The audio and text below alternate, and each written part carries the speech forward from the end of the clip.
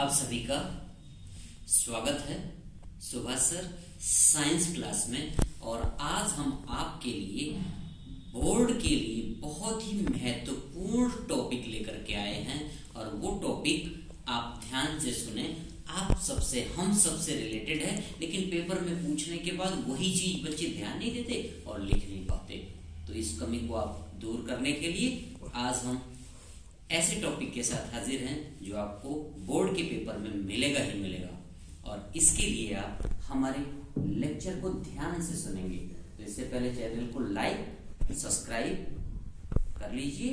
और अब आते हैं अपने टॉपिक पे। आज का टॉपिक है जंतुओं में पोषण के चरण। पिछली वीडियो में हमने पोषण बता दिया था, तो अब पोषण के चरण, ये जो पोषण हम लेते हैं वो कितने चरणों में पूरा होता है, इसको स्टेप बाय स्टेप आज हम चर्चा करेंगे। तो जो पोषण हम लेते हैं वो पोषण कुल प्रमुख 5 चरणों में पूरा होता है। कितने चरणों में होता है?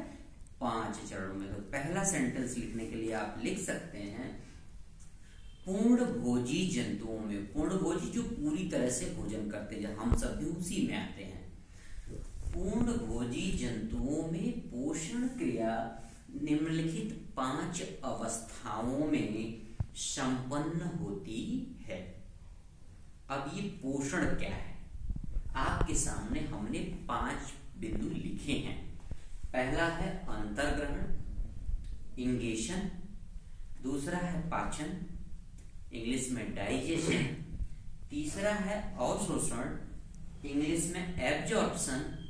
चौथा है स्वांगीकरण, इंग्लिश में एसिमिलेशन। और 5वां और आखिरी चरण है बहिक्षेपण, जिसे इंग्लिश में हम इगेशन भी कहते हैं।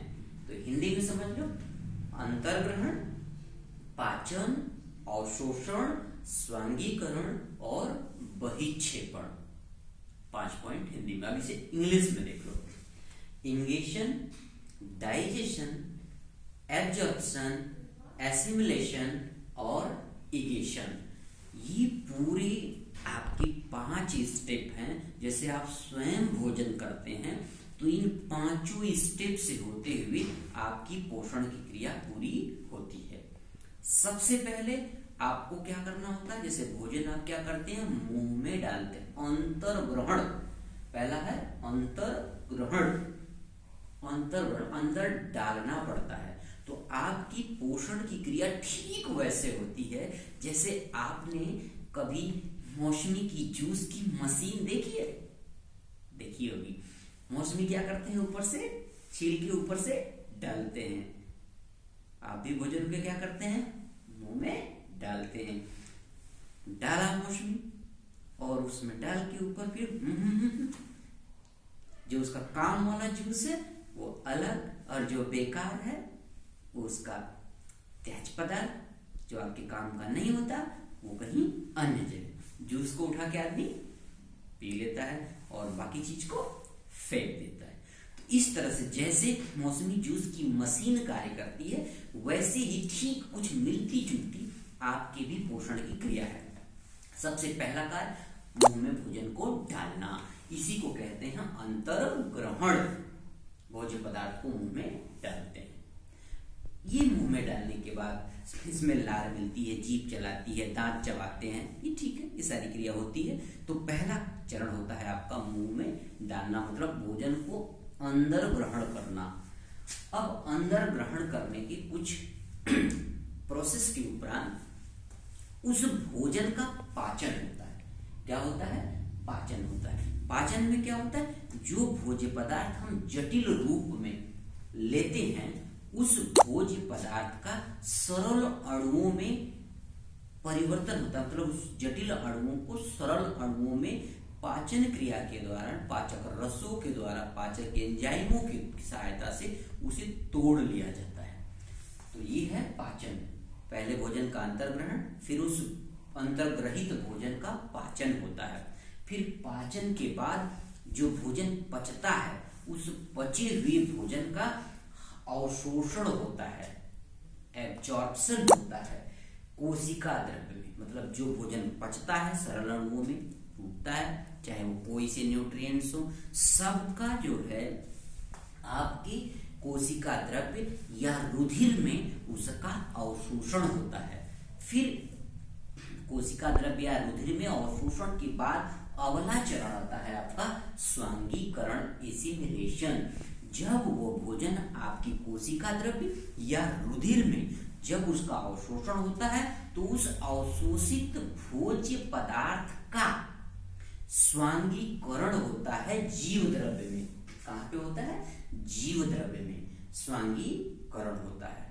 ये तो आपके उपयोग की सारी चीजें यहाँ तक पूरी हो जाती हैं। भोजन को अंदर लेना, फिर उसका पाचन होना, पचे हुए भोजन का अवशोषण होना, अवशोषित भोज्य पदार्थ का स्वांगीकरण जीव द्रव्य में होना, वो पूरी तरह से जीव द्रव्य उसका मिलना, ये क्रिया आपके काम की। अब इन प्रक्रियाओं में यहां से यहां तक जो भोज्य पदार्थ हमारे कार्य का होता है वो सरल अणुओं में टूट करके हमारे जीव द्रव्य में स्वांगीकृत कर लिया जाता है। बाकी जो हमारे काम का नहीं होता, अनावश्यक होता है, उस अनावश्यक पदार्थ का शरीर में रहना भी नुकसानदेह होता है। इसलिए उस पदार्थ का शरीर से बाहर निकलना जरूरी है। जैसा हमने बताया था, मौसमी के रस का जूस ले लेते हैं और उसके जो तेज पदार्थ होते हैं उसे बाहर फेंक देते हैं। वैसे ही शरीर का हमारा ऐसा सिस्टम है कि जो पदार्थ हमारे काम का नहीं बचता उस पदार्थ को शरीर से बाहर निकालने की क्रिया को बहिक्षेपण कहते हैं।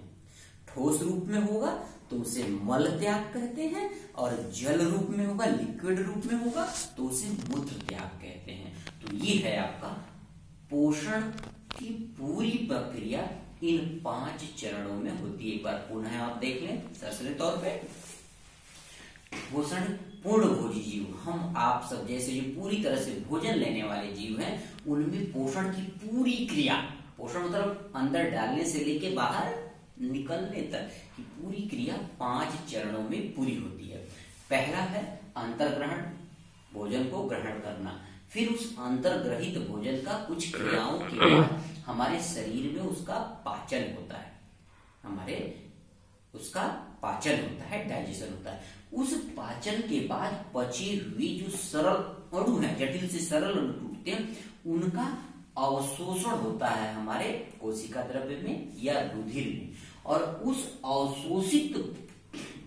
अवशोषित भाग का हमारे जीव द्रव्य में स्वांगीकरण होता है, जिससे हमारे शरीर की एनर्जी या अन्य मेटाबॉलिज्म प्रक्रियाएं संचालित होती हैं। उसके बाद जो हमारे काम का नहीं होता, इन पची हुई भोज्य पदार्थों में जो हमारे काम का होता है, यहां तक वो एसिमिलेट हो जाता है। अंतर्ग्रहण के बाद पाचन, पाचन के बाद अवशोषण, अवशोषण के बाद स्वांगीकरण। इसके बाद जो त्याज्य बचता है, जो हमारे काम का नहीं होता, उस भोज्य पदार्थ को शरीर से बाहर, चाहे मल या मूत्र के रूप में बाहर निकाल देते हैं। तो इस तरीके से हमारे पोषण के 5 चरण। अगर पोषण का चरण पूछे, कुछ नहीं, इतना शार्ट तरीका, ये 5 पॉइंट लिख दो। अंतर्ग्रहण, पाचन, अवशोषण, स्वांगीकरण और बहिक्षेपण, इतने शॉर्ट फॉर्म में लिख लो, और जो चीजें हमने बताई इन्हीं पॉइंटों का थोड़ा सा विस्तार कर दो खुद से। इस तरीके से आप इसे शॉर्ट में भी उत्तर दे सकते हैं, और इन्हीं पॉइंटों से आप इनके बारे में 2-2, 4-4 लाइन बना के प्रक्रियाओं की पूरी डिस्क्रिप्शन देके इसको आप लॉन्ग आंसर में भी लिख सकते हैं। तो इसलिए चैनल को लाइक, सब्सक्राइब और बेल आइकन जरूर दबाना, ताकि अगला बोर्ड से रिलेटेड इंपॉर्टेंट लेक्चर आपको सबसे पहले मिले। That's all.